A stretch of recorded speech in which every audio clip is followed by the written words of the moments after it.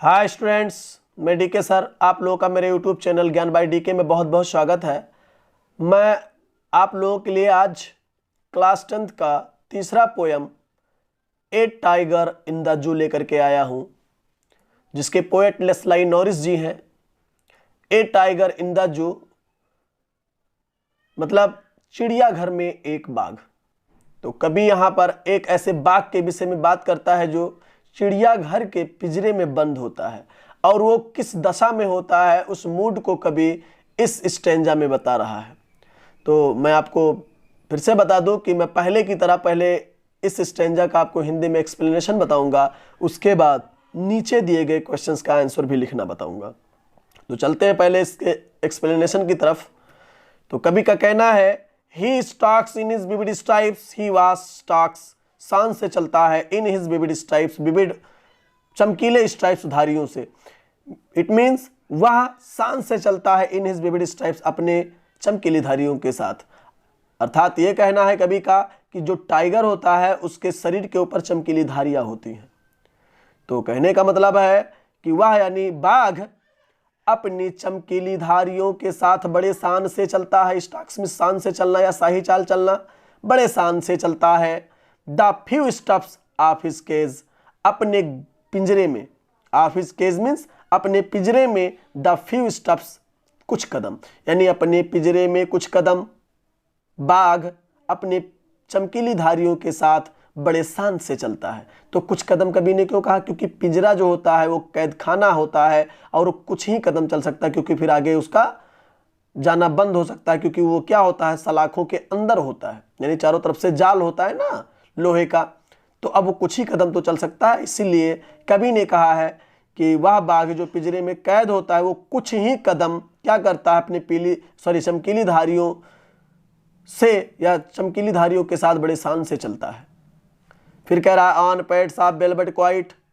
अब on pads किससे चलता है? पैड्स तालू से, ऑफ वेलवेट मखमली, यानी उसके जो पैर का तालू है वो मखमली है, क्वाइट और शांत है, यानी शांत चलता है, यानी बड़े ही मखमली तालू से, बड़े ही शान से वो क्या करता है, उस पिंजरे में चलता है क्वाइट। लेकिन कैसे चलता है? बड़े ही शांति के साथ चलता है, बिल्कुल शांत रहता है और चलता है। लेकिन फिर वो कहता है, इन हिज क्वाइट, अपने उस शांति में भी वह रेज क्रोधित दिखता है, लेकिन अब कुछ कर नहीं सकता है, इसलिए वो दिखावे के लिए शांति का एक रूप दिखाता है। लेकिन वो दिखता कैसा है?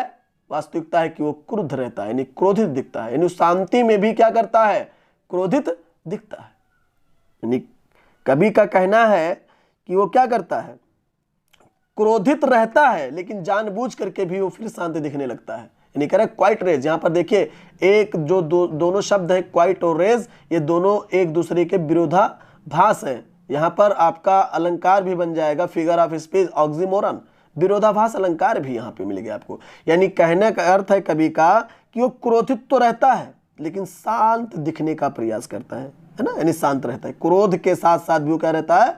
शांत रहता है, क्योंकि वो पिंजरे में बंद है, कुछ कर नहीं सकता है। तो कहने का अर्थ है कवि का कि वह बाघ जो पिंजरे में बंद होता है वो कुछ कदम ही अपनी चमकीली धारियों के साथ बड़े शान से चलता है।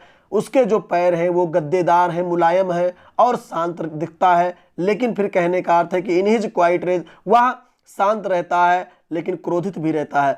आप क्या कर सकता है? पिंजरे में बंद है, इसलिए क्रोधित होने के बाद भी वो दिखावा किसका करता है? शांत रहने का, यानी वो क्रोधित रहता है लेकिन फिर भी शांत दिखता है। तो इस स्टेंजे में कवि का कहने का अर्थ ये है। अब चलते हैं इसके क्वेश्चन आंसर की तरफ। चलिए, इसका पहला क्वेश्चन है, who was walking in the cage, पिंजरे में कौन टहल रहा था? यहां पर कभी कभी क्या रहता है, फॉरेस्ट भी लिख जाता है। तो यहां पर आगे स्टेंजा जब हम लोग पढ़ेंगे तो वहां जंगल वाले शेर के विषय में भी बात होती है। तो अगर यहां पर केज के विषय में है या फॉरेस्ट के विषय में है तो दोनों का आंसर एक ही हो जाएगा, क्योंकि बाघ पिंजरे में भी दिखाया गया इस कविता में और एक बाघ के विषय में बात की गई है जो जंगल में रहता है। तो यहाँ पर आपके क्वेश्चन में यहाँ इन द केज भी हो सकता है, इन द फॉरेस्ट या इन द जंगल भी हो सकता है। तो बिल्कुल कंफ्यूज मत होइएगा, इसलिए मैं आपको ऑलरेडी बता दे रहा हूँ इस चीज को। तो भैया क्वेश्चन पहला है कि who was walking in the cage, पिंजरे में कौन टहल रहा था? तो बस आपका आंसर सटीक आंसर हो जाएगा, हु को काट दीजिए बस, द टाइगर। वहां पर क्या कर दोगे, हु के स्थान पर द टाइगर कर दीजिएगा, है ना।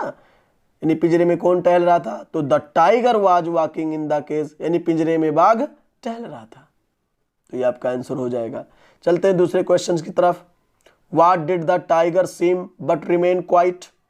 कहने का मतलब है कि what did the tiger seem, यानी बाघ किस तरह दिखा या दिखता था या कैसा दिखता था, बट लेकिन रिमेन क्वाइट, लेकिन शांत रहा।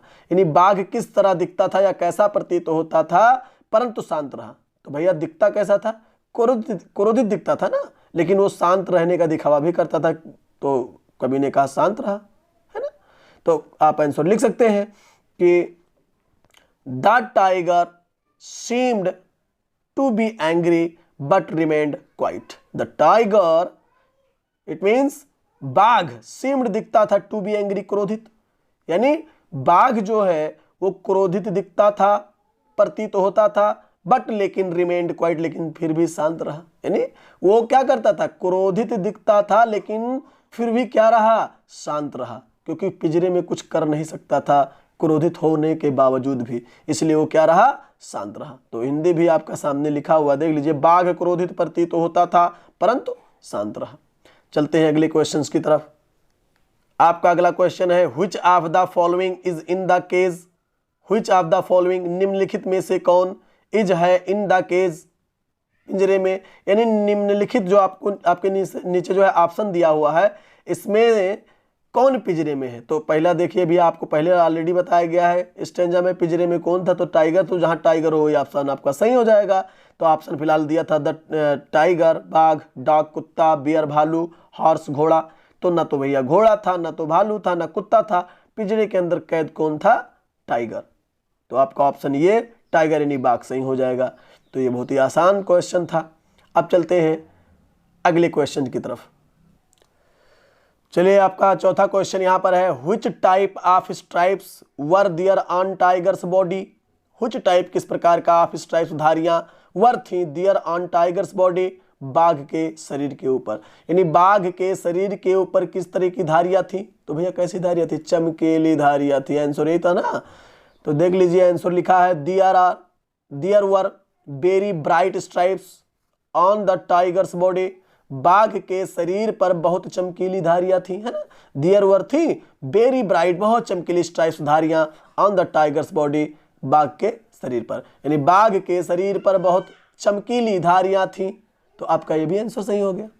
तो आपका इस पहले स्टेंजे का चारों क्वेश्चन का आंसर आपको मैंने बता दिया है और बहुत ही आसान से लहजे में बताया, आसान से शब्दों में बताया है। आप कभी भूल नहीं कर सकते हैं, ऐसे मैंने आपको बताया है। और अपना पूरा प्रयास है, बड़ा मेहनत करना पड़ता है बच्चों इन क्वेश्चंस का आंसर बनाना। तो इसका ध्यान रखते हुए आप लोग बस इस वीडियो को क्या करोगे, ये रिक्वेस्ट है मेरा, आपका एक टीचर का आपसे क्या है, रिक्वेस्ट है। अब इस पर आप ध्यान दीजिएगा कि ज़्यादा से ज़्यादा इसको शेयर करो, ज़्यादा से ज़्यादा इस वीडियो को लाइक करो। और अभी तक अगर आपने मेरे इस YouTube चैनल ज्ञान बाय डीके को सब्सक्राइब नहीं किया है तो सब्सक्राइब कर डालो, ताकि जो भी वीडियो में डालूँ आप लोगों तक उसका नोटिफिकेशन जरूर पहुँचे और उसको पढ़ करके आप उसका लाभ उठाएं। अपने मित्रों को भी इसमें जो है रिक्वेस्ट करें मेरी तरफ से कि भैया मेरे चैनल को जरूर सब्सक्राइब करवाएं और ज़्यादा से ज़्यादा इस वीडियो को शेयर करें। Thank you.